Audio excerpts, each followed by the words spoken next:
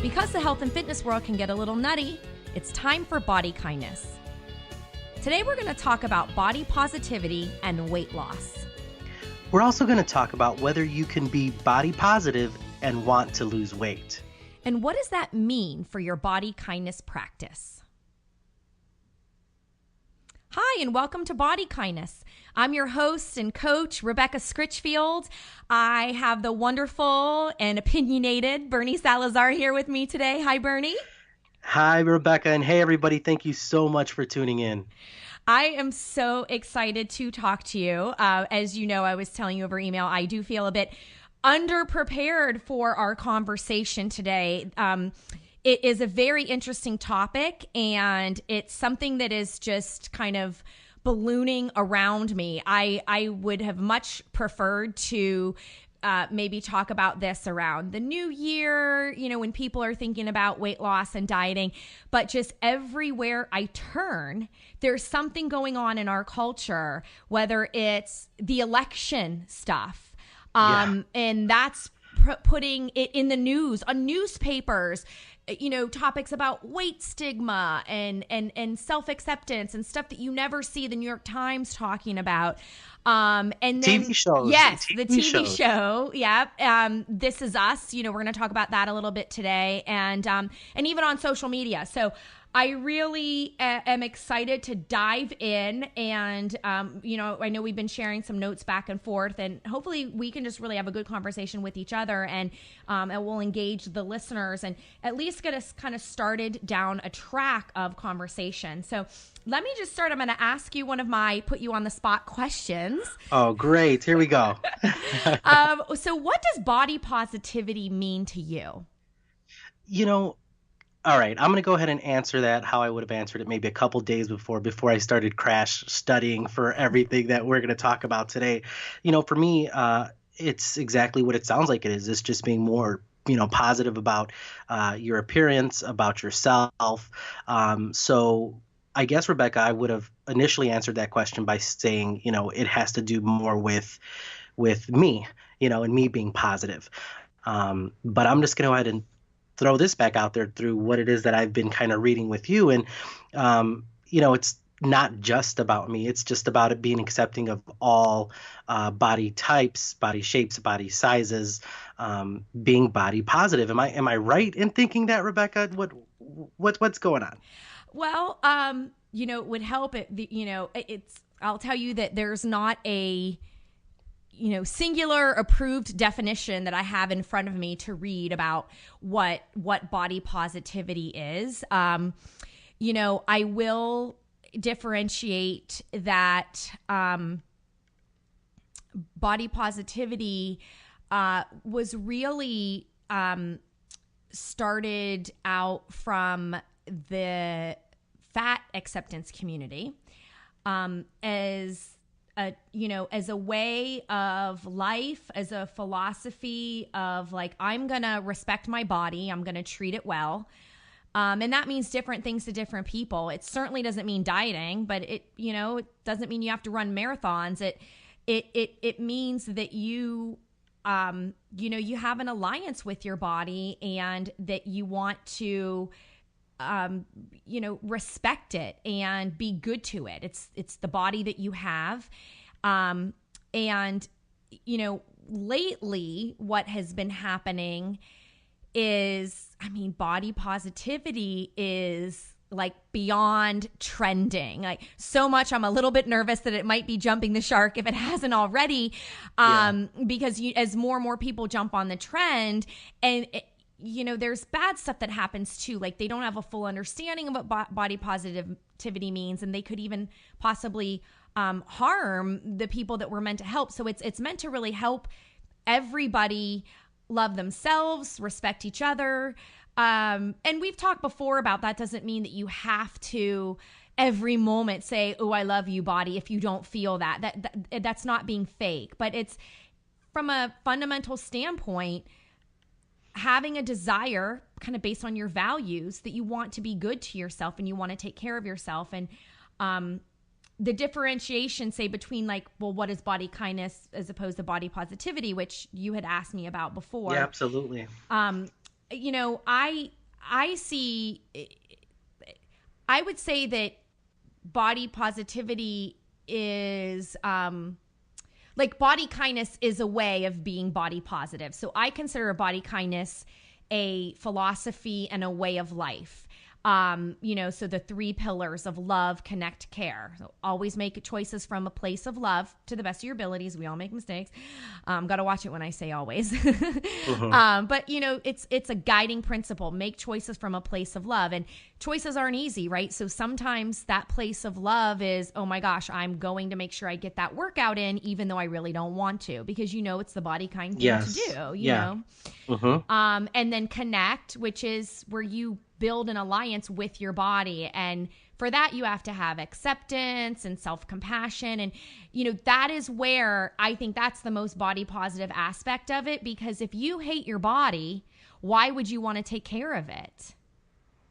And then the third one is care. And that's just staying fully committed to caring for yourself. So you make the choices that show that you want to be good to yourself. And it's not anything that anyone else can define for you. How you practice body kindness is up to you, and it's because of what it feels like to you. But I do think that there is, ways that body positivity is going wrong. And we can get into that, but it's going wrong so much to the point to where a lot of people who started the body positivity movement are now moving more on to the term of fat acceptance and fat activism. And so it's this idea that we still need a space to talk about it's okay to be fat and healthy. And there will always be fat people.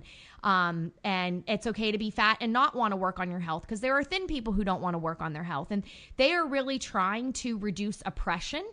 And to have space for fat bodies so that they're not dehumanized. And it's very, very important work. And so, I think that we can all kind of coexist in this space, but that's why this topic is so important about, well, can you be body positive and want to lose weight? So let's get into that a little bit. And then as we chat, we can share, different articles and stuff we've seen. But I'm going to pose a question back to you, and just sort of in that be honest kind of way. So do you think that you can be body positive and want to lose weight? Oh boy. I've really been kicking this whole thing around, and I would be lying if I said I wasn't confused and at times wishy-washy on my thoughts on the whole thing. Let me just start off by saying that, because I need to put that out there. I think that, the way that I've always viewed health has been in relation to weight. I mean, it's just what I've been told my whole life. It's why I was selected to be on a show. I mean, it's everything that has guided me up until now. So really going and looking at things differently has been difficult. So I wanted to start by being honest. And can you still be body positive and want, in my opinion, yes. I have also read a ton of different things that tell me that my yes is being, questioned or going against what body positivity is. And I know that the argument that I've been looking at recently is, well, if you're body positive, but you're still on a weight loss plan, then that's not being body positive or accepting of different body types or of a larger body type. But I don't look at it that way. I think that for me, body positive, I know that I just want to be in the healthiest body that I can be in. One way that I have changed the way that I'm looking at my health now is it's not based on a number, but I do know internally when I am not physically able to do things that would make my life better as a whole.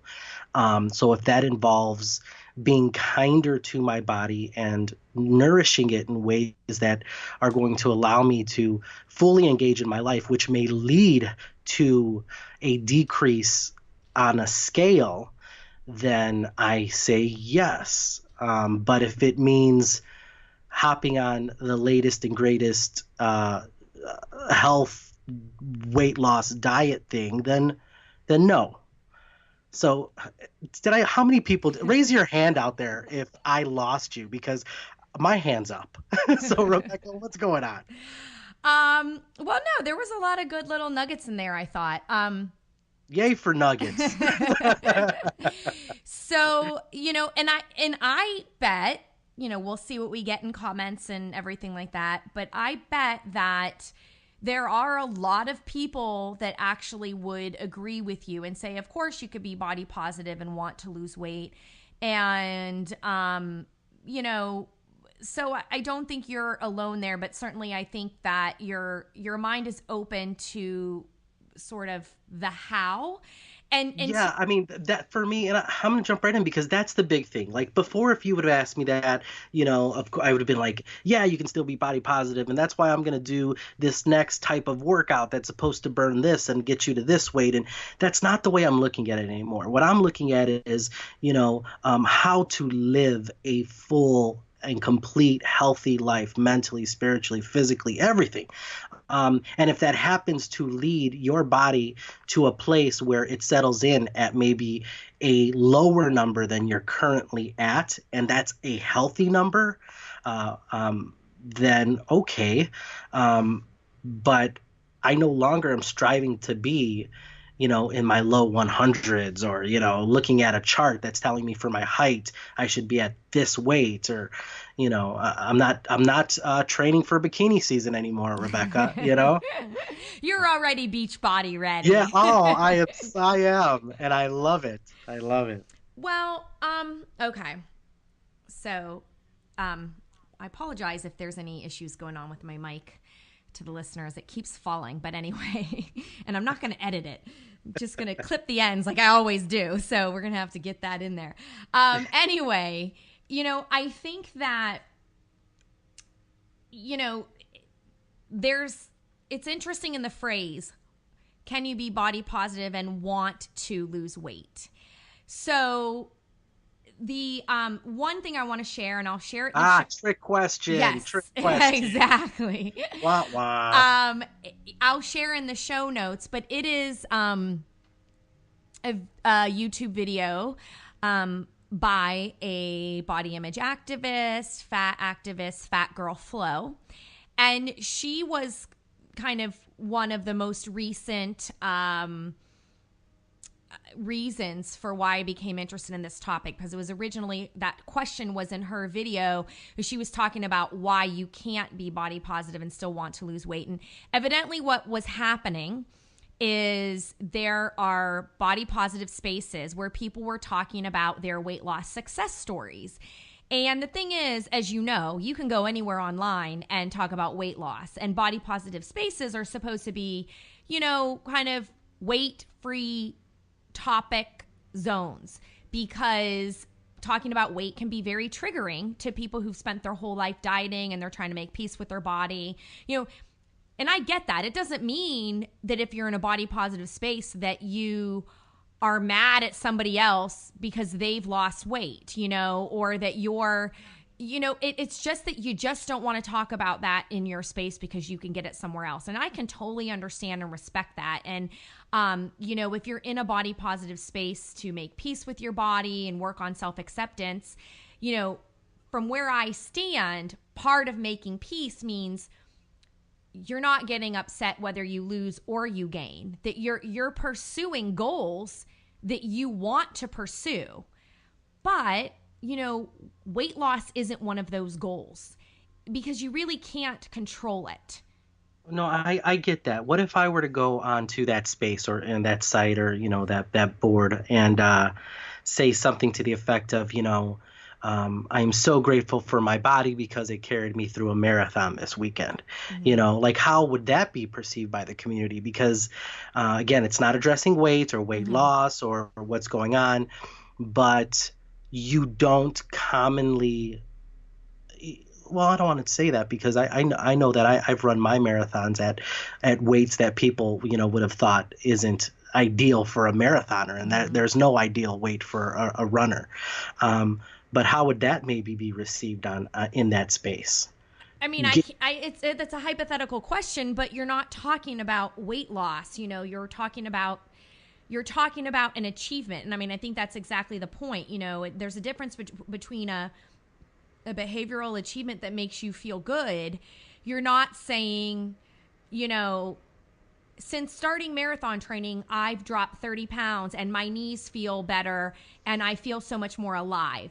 Because that's where it gets tricky, because you are in a body positive place, right? And yes. Yeah, your experience is, well, I feel very positive about my body, and you know, but if you see weight as part of that accomplishment, it's like, well, what does that say? I mean, there are thin people who have knee problems. Now you're associating knee problems with weight loss. Absolutely. And so now you're portraying more stigma, you know, and you're portraying this stigma, well, you know, you're only a good fatty if you're working on losing weight, like in doing marathons, you know? And so it's, and that's where I'm saying there's all this nuance. It's like, people are probably like, really? And it's like, yes. I mean, well, that's just it, Rebecca, because I'm on that side of it. And I think that so many of our listeners may be thinking, you know, or wondering the same thing. And I think that, you know, through discussions like this, you know, at least people can have a better understanding of what body positivity is and how to embrace it, or at least speak knowledgeably about it. Absolutely. Yeah, I mean, and it's, I think it's just important for the conversations to just keep an open mind. And, you know, I don't know. I don't like rules. I mean, I like structure. I don't mind structure, but I don't love rules. And so I don't like this idea that there's even harsh judgments around, you know, around this idea. Like, you shouldn't tell somebody else how to feel. You shouldn't tell somebody else what to do to their body. So really, body positive folks will say, if you want to do a diet, if that's what you want to do to your body, I'm not here to tell you what to do to your body.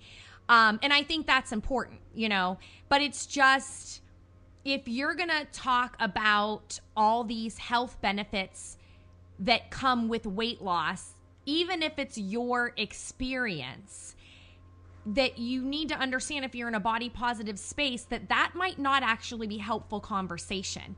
Because why are you talking about weight loss? Why are you giving credit to the weight loss? Why are you cheering the weight loss on? You know? Okay.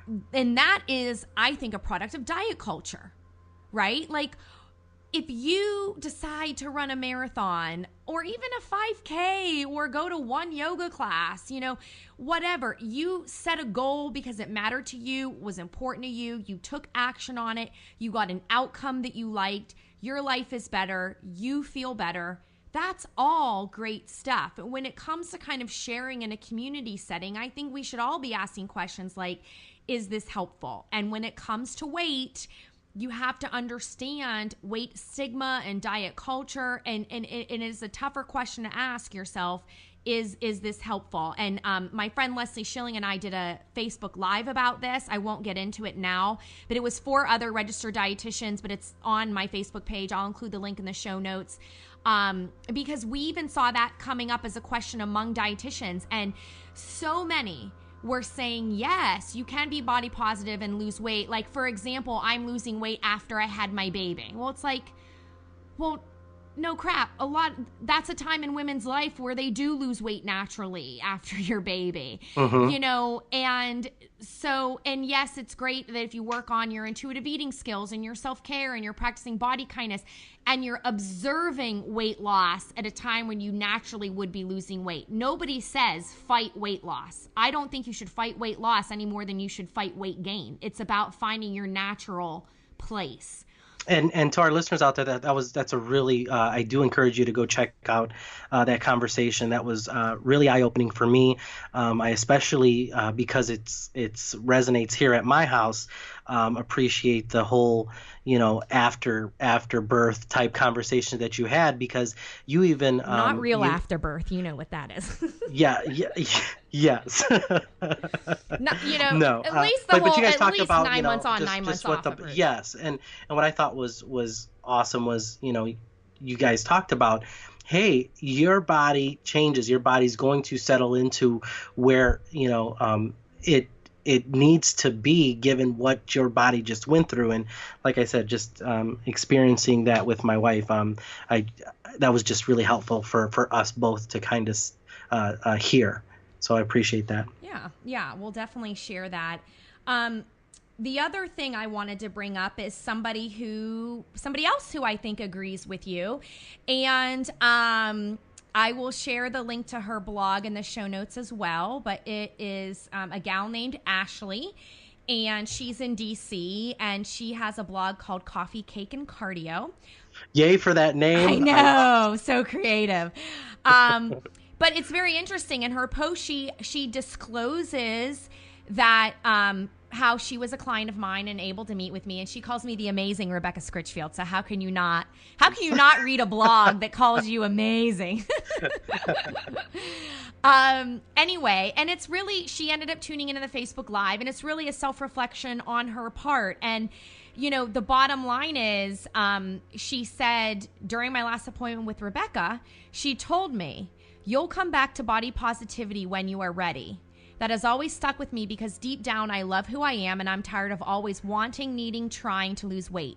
Still, I continue to face the battle between body positivity, accepting who I am completely, and wanting to lose weight in order to live a healthier life. The truth is, I want to lose weight, I want to weigh less, and I've only ever seen weight loss through the lens of dieting. And it goes on and on and on. It's an amazing post. It's very self-reflective. I'm really proud of her for being curious and asking the questions.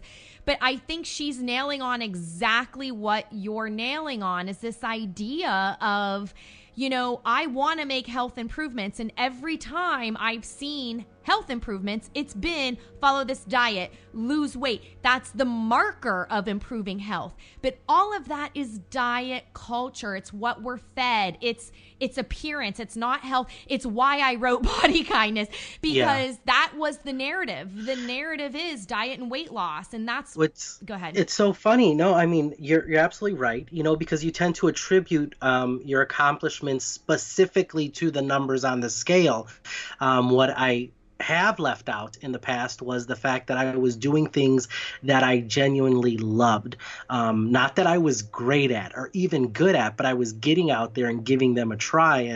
And what I mean by that is, going for a walk in a beautiful wooded area or in a new city that I was visiting when, there have been times in my life where I chose never to leave a hotel room, so I guess it really is looking at what contributed to that better state that you felt you could only attribute to weight loss was. I mean, by losing, I feel like, I'm getting it. I understand it. I see where she's coming from, and I definitely agree with her. I know that there were so many times in my life where, I attributed the way I was feeling so much to just what was going on a scale or numbers. Well, why, my question to you is, why does weight loss have to be the outcome? Why can't weight loss be something that you observe? Because the truth is, you could take two people with different genetics. You can even take twins.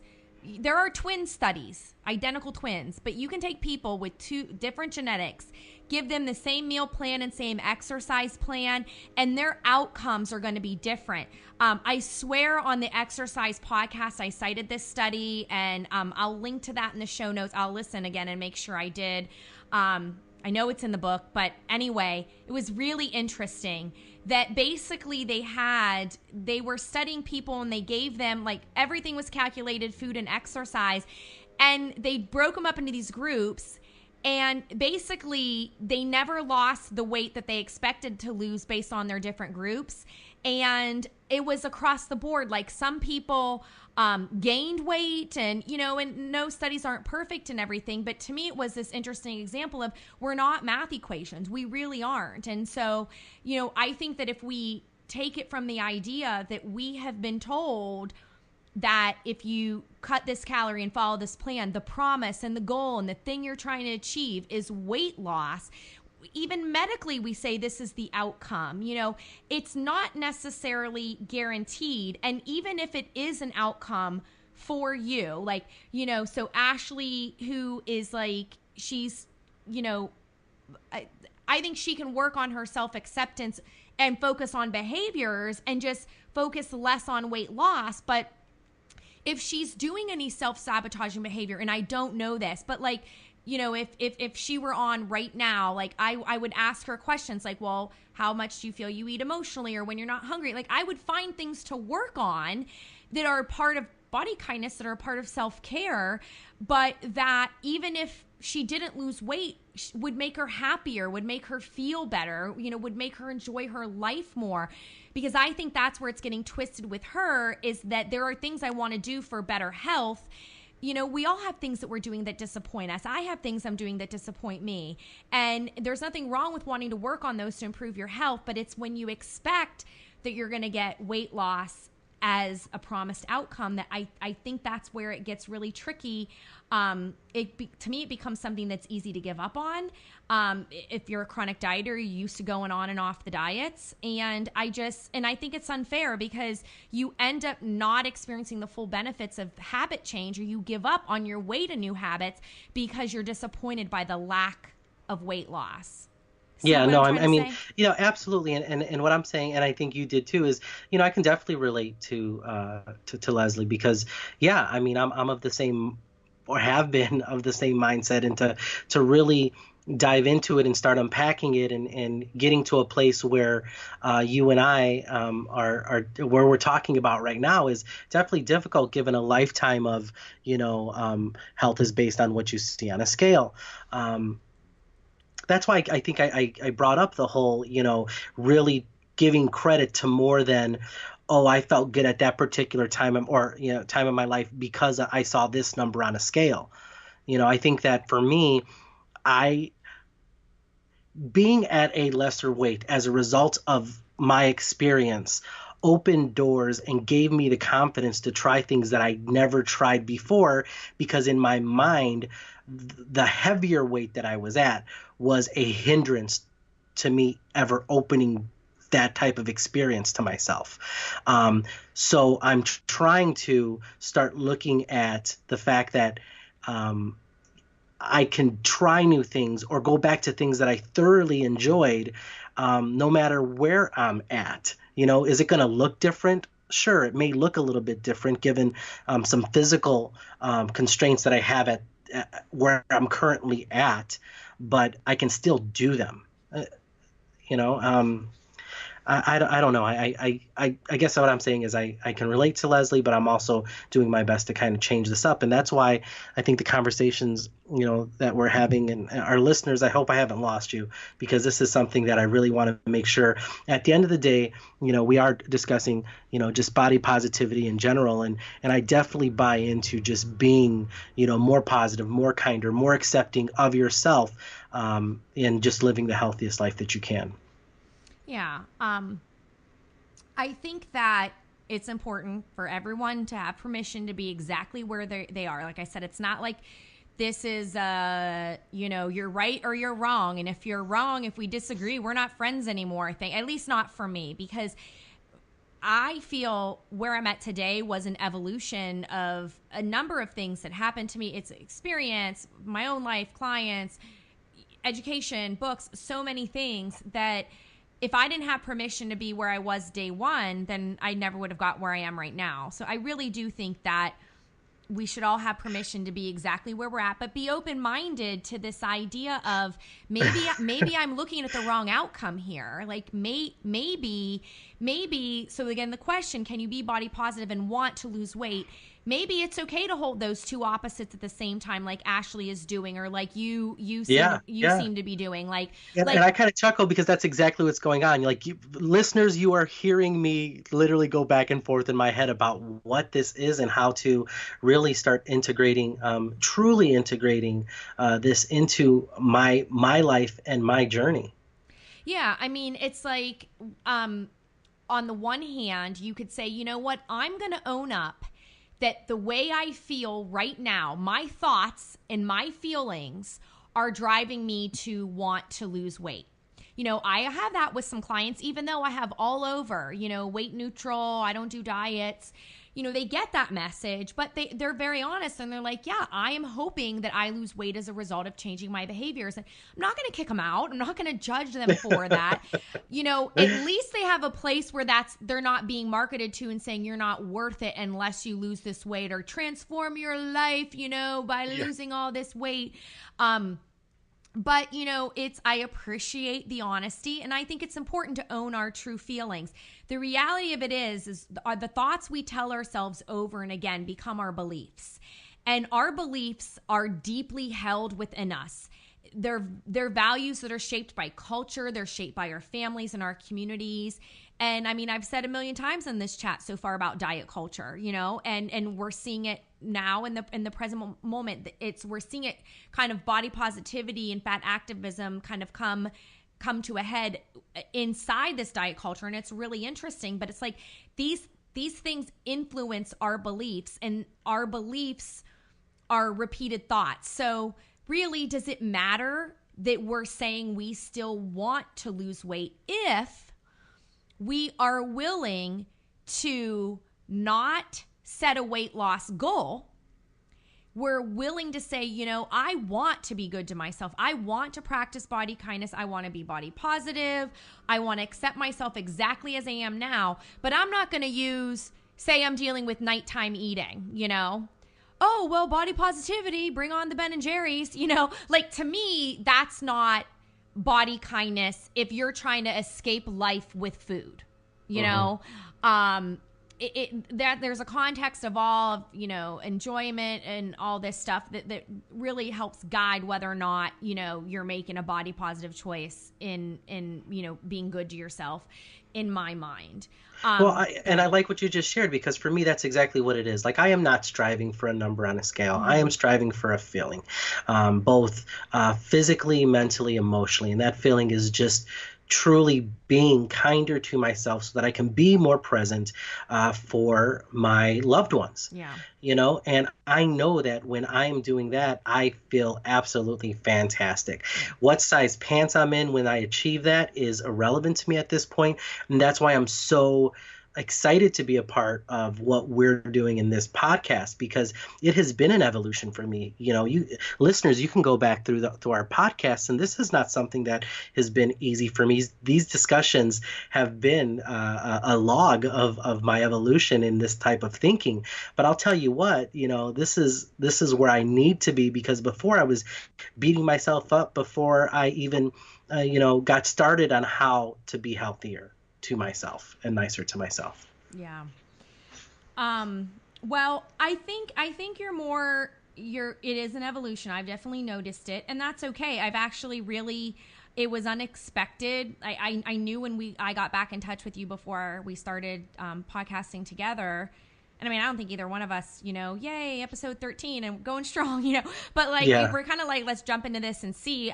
But I didn't really know where your health or mindset was. I just knew I liked you and wanted to talk to you. Well, thanks. And and it's funny because I felt the same way about you, but I also knew that it was something that I needed, because I knew that what I was doing before, and at the time that we got in contact again, wasn't working. I was in a place where I wasn't where I quote unquote wanted to be, and I was being really harsh on myself because of it. And you know what? There are a lot of great things about me. Yeah, I love it. And it's so true. And I don't say that out loud ever, really, or often, but I'm going to go ahead and own that today. And I know that there's a lot of listeners out there that, if you haven't said that to yourself in a while, and if you don't believe it, you need to find it, and you need to announce it, and you need to say it, because, you are more than this quote unquote struggle that you feel you're going through with your health or wellness, or there's so many wonderful things about you out there. I wanted to take time to just say that, Rebecca, because I love our listeners. Two, and I don't know if you're ready to jump into this yet, but I'm kind of chomping at the bit here. This is us. I'm not a TV watcher. I really am not. I don't have time. But I thanks to a little bird who told me cartoons. To tune in all the time. I know, I love it. That Daniel the Tiger is awesome. Hey, I love him. Yes, I know. It's great. There's a lot of great sayings there. We'll share them maybe in another podcast. But I did tune in to This Is Us, the first episode. Have you, what did you think about that show? There's a character on this show by the name of Kate, who is a larger character, a larger woman. And one of the things that she's dealing with is turning 36 and being overweight and speaking about it and addressing the issue. And uh, Rebecca, chime in here. Have you seen it? Yeah. I have seen it, and it's interesting. When I saw the trailer, I was like, hell no, I ain't watching this Yeah, BS. because you see her on the floor crying in front of a scale. Yeah, it was very uncomfortable for me to watch, and I was like, no, this is awful. And I forget what made me say, there was a Medium post. I'll share that in the show notes. I'm going to write that note down right now, of someone who watched it. A body positive advocate and a great writer. And I said, I'm going to comment having not watched it. And so I did, which is not right. You should. But then I said, okay, I'm going to watch it. And I watched both episodes, the first two so far. I'm a little bit behind, but I'll catch up. But back to back. And so I'm really only going to make my comments based off of the first two. I want to watch a few more before I formalize kind of strong opinions. And I myself plan to write a Medium blog about it in the future. So you can go on Medium, follow to get my posts and everything, and you'll see that there. It might be a few weeks before I get to it, but the show is so hot, it's still going to be of interest, I think, to people. So yeah, I don't know. I recommend for people to watch it. I would say, I'm going to share a really good link in the show notes that was after the second episode, and there's a chat among the actors, and it basically leads with talking about in the second I can't remember if it was the first or second episode, but Chrissy Metz, who plays Kate, goes in and talks about how the show is playing out for her. And I guess a couple things real quick, like high points for me. I'm happy to see any fat actress getting a good job, because diversity, inclusiveness, representation is needed. I wish she would have come out in the pilot some rocket scientist or something, who was, healthy and happy and confident and, automatically rejected all the dieting BS. But I read somewhere that the character Kate is actually based off of, I believe it's the show creators or one of the writers, real life sisters, childhood sisters. And so that to me is very interesting. And I do believe Kate is an interesting character. I have several clients who have personally emailed me and said, I really identify with her. I like her and I like this show. So, yeah, there are some things I wish she wasn't in a support group that seems to be focused on weight loss. I'm glad you brought that up. There were a couple things that I wanted to Go talk ahead. about. One of them was the support group. Another thing was the fact that, I don't know if you caught it, but in episode 1, you see her open her fridge, and it seems like it literally, like, she, I don't know, was a vendor for like sweet cakes and snacks and chocolate puddings. And I'm like, listen, I don't know any fat person that's all they have in their damn fridge. Like, that was a little bit ridiculous for me. And then you see her throw it out. And I don't know if you saw this on the first episode, but there was somebody walking their dog. Their dog had used the restroom. Yeah. She asked a lady for a bag of their number 2, and then placed it on top of what she had just thrown out, like she was going to raid the garbage can. Now, don't get me wrong. There may be some listeners out there who know somebody, or who may struggle to that point where they would go into a garbage can for something after they've placed it there, but that to me was a little bit too much.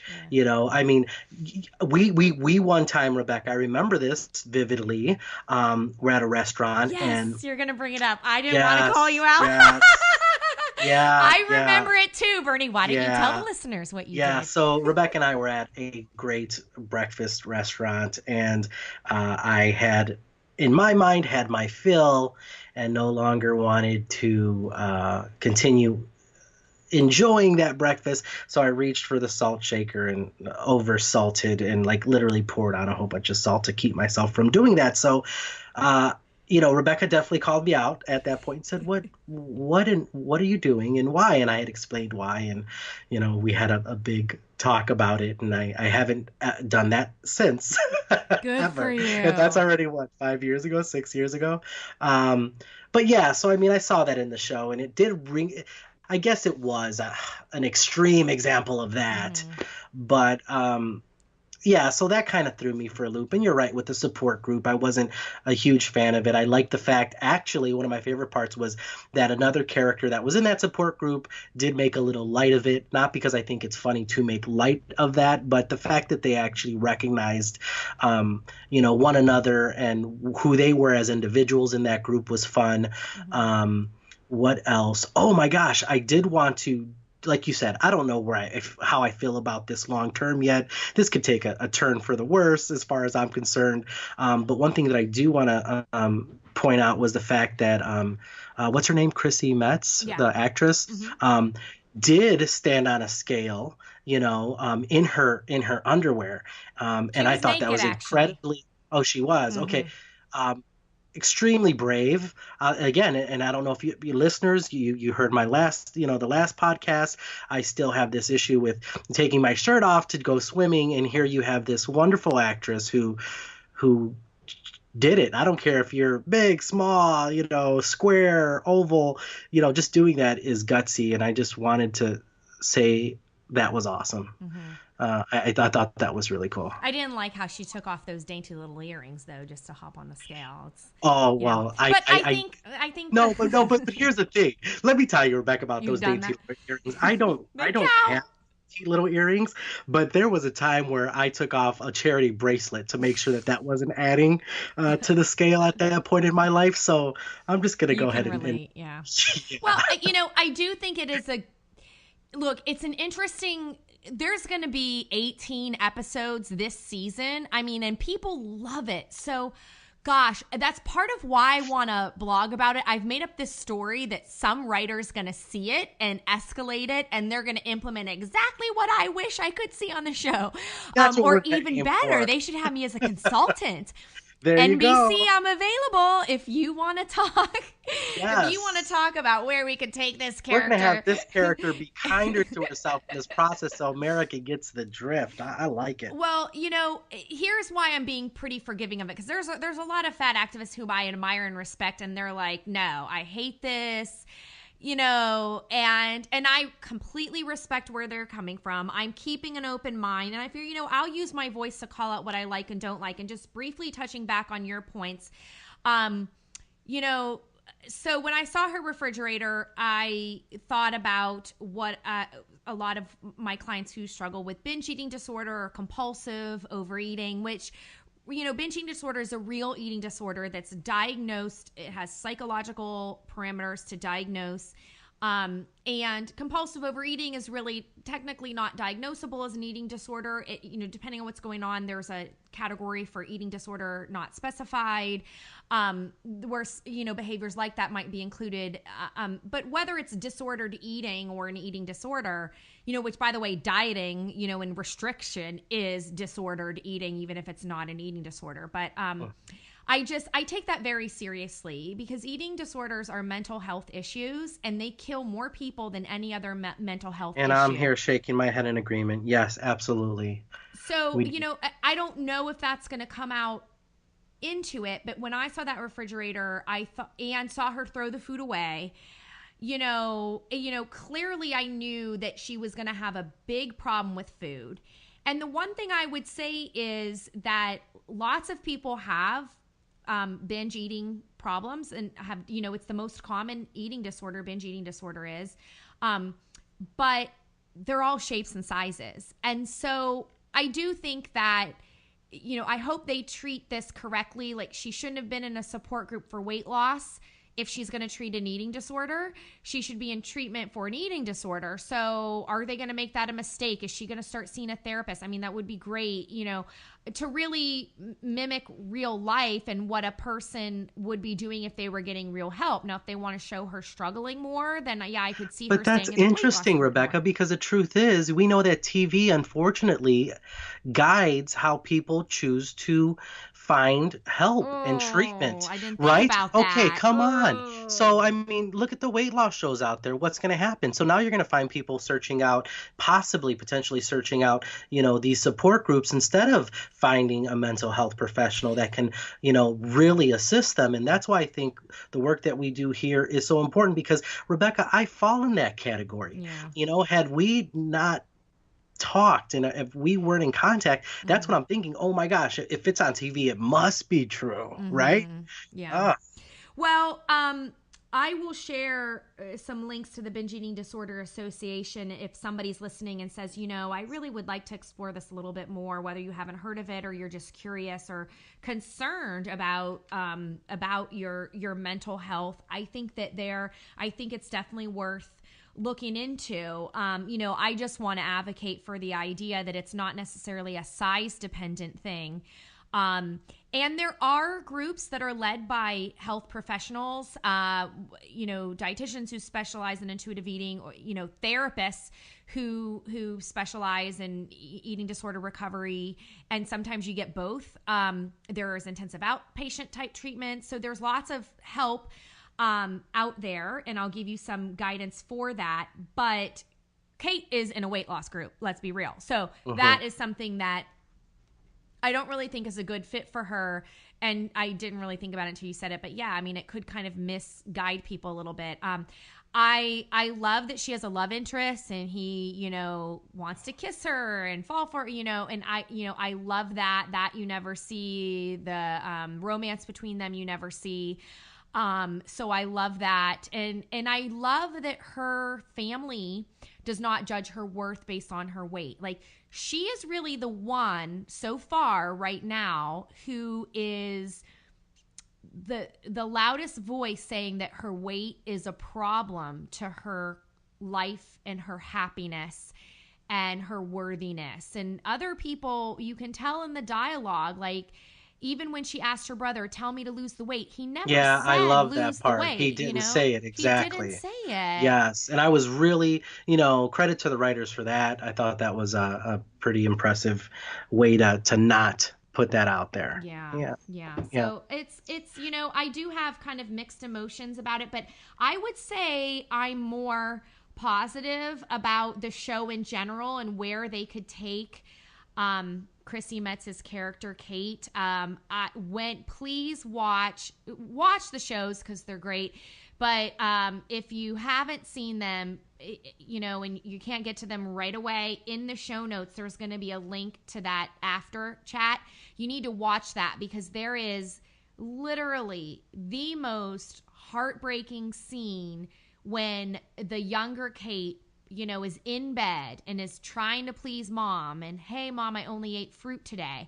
And, thankfully the mom didn't say, good job, sweetie, because sadly, I've been told that from clients. Absolutely. Parents and kids in the room together and the parents congratulating something like that.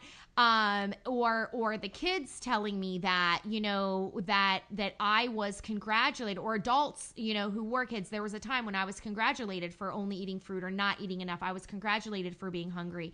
The way they handled this scene is that, her mom clearly was only letting her have like special diet food. And so when the daughter's trying to connect with her mom, get love, validation, appreciation, her, mom said, well, I just want you to be healthy and I want you to be happy. And she did ask her to find a healthy balance. And I thought it was written well. I like that the mom seemed disappointed. I hope that maybe there's some dialogue around her seeing like that she's making a mistake with that. We know now that you're not supposed to put kids on diets. This goes back to the 70s when that was happening. It was happening all the time. It still happens. There's still kid weight loss camps. Let's be real. So anyway, definitely check that out. Did you want to say anything else about This Is Us, or should we get into politicking? No, let's move on. I just, again, those are based on the first 2 episodes, and like you said, I'm hoping for the best moving forward. Kate's character, I'm hoping for the best. Yeah. I'm hoping we could just see a real interesting character, somebody who, does create a better life for herself. Whether or not if there is weight loss, please make it not be central to her worth, and please make it be that she does the mind work that changes the habits. Because when you talked about throwing food in the trash can and putting dog poop on top of it, that's not normal behavior. And so you need to fix the behavior. And, it's just, if we want to see extreme, crazy weight loss stuff painted in a positive light, all we got to do is consult Dr. Google, because it's always there. Okay. Politics. Yeah. Politics. Normally don't talk about them, but it's a lot of interesting dialogue has been going on. I'm gonna throw it over to you, and I'll just chime in. I'll just kind of play the background music. For this is very telling. Because if you just go into your browser and Google Trump weight stigma, there's 343,000 results. And literally on the first page alone, weight bias is a bigger problem than you may think, CNN.com. Trump's fat shaming brings attention to myths about willpower. That's a Reuters. Let me see. Dangers of weight stigma, Star Tribune. Obesity stigma is plaguing the 2016 presidential election. That's at Mike.com. And, that's just one. I could Google other terms. I could, and you'd find other results, but I've seen it in the New York Times. And it's just never, ever, ever would I have predicted that this election would bring up weight stigma and body shaming or anything like that at all. And I never thought I'd be grateful for anything that Trump is doing. I'm with her. I've been with her. I guess we have to all, don't judge me. But it's, to me, it really took off when he was body shaming the former Miss Universe, and they had video of him doing it, calling her Miss Piggy. And then she came out and said, yeah, he basically contributed to my eating disorder, saying that I gained, 70 some, 40 some, whatever high amount of pounds. It really was only 10. And who knows what she was doing to try to lose weight to become Miss Universe. But that he followed her around, threatened to pull her crown, made her exercise and get video of it, and really shamed her and all this stuff. And then it was like the Clinton campaign pulled that and did this amazing girls video. Like, is this what you want for your president? In the debate, he talked about a cyber attacker could have been someone sitting on their bed who weighs 400 pounds. Yeah, I did catch that. So it's just, it doesn't stop. And it really is sick. And here's the one thing I'll say about it. I'll try to pull a few links that I've been reading to share in the show notes. But like I said, you can do your own searches and it's not hard to find. And to me, it's a beyond who you're voting for situation, because first of all, I guess I'd say part one, I'm very grateful because this is bringing attention. I bet you if you looked at how many publications used weight bias, body shaming, or weight stigma before these Trump issues came out, and then after, you would see a huge, huge growth in serious, science-based coverage of these issues. And it's like, before Trump made it a point, you'd have to like fight hard to get somebody to want to talk to you about something like this. And now it's entering into our conversations. And I think it's very important because we need to be aware of the harms of weight bias and weight stigma. And the one thing I'll say about all of it is that we know that discrimination hurts health.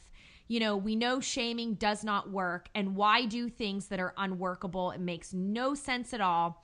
Do not write off Trump. Do not write him off and say, you know, he's just a crazy, extremist, and, because I personally don't think that the world is too far off from what he is doing and saying. It's gross, but I really think that he's a lot closer to our culture. And so I don't think we should blow it off. Oh, absolutely. And I think that that's a really good point, Rebecca. I mean, having lived my life at a larger weight, being a larger guy, I mean, those are just things that you run across. I mean, discrimination daily based on your size is unfortunately a very acceptable form of discrimination. Mm-hmm. So much so that it's not even on people's radar before all this has gone down. And before I would kind of brush it off, to be honest. It was more one of those things where, well, if I really cared about it, I would do something about my weight. Talk about the victim being victimized continually. Mm-hmm. But again, having engaged in our conversations and now having a voice in this world, it's something that I've always dealt with, and I'm so glad that it's being brought to light, and like you said, being spoken about and written about in a good way, in the right way, in a responsible way. Yeah. No, I do think that we can be grateful. We got to look at, what the quality of the stories and the tone and everything like that. But there's one out, the CNN one I'll definitely share because it addresses his comments at the debates. It addresses the Miss Universe thing. It talks about how women face more weight bias. I don't think we need to split hairs there because all weight bias is bad, but just because it is a stronger cultural pressure for women to focus on their appearance, and for men it's to focus on power. So you could look at it as, well, if you're fat, you're less powerful. And for men, you can't show emotion. So if you're emotional and you deal with emotional eating or body image issues, you're not allowed to bring that up. You're not allowed to go to a therapist for that, or you're not allowed to confide in a friend for that, because that's not that's showing weakness and not power. So I don't really, it doesn't matter to me who's suffering, gender wise. It's that we find ways to cease and stop this unnecessary suffering, because discrimination hurts health. And when we're really talking, if you care about someone's health, you really care about well-being, and that's mental. It's mental and physical. We just get stuck on the appearance and size and that part of it, but it is well-being. No, absolutely. I mean, and like you said, I know we're going to go ahead and wrap this up, but it is the way that society thinks, I think, closer than we realize. I've had friends that have said, well, if I didn't bring it up to you, it's like me not caring about you, in the way they brought it up, which was condescending, addressing it like, hey, can you even fit in this booth if we sit here, or this or that? I mean, and people will literally, they have told me in the past, well, if I didn't bring it up, it's like me not caring about you. Right.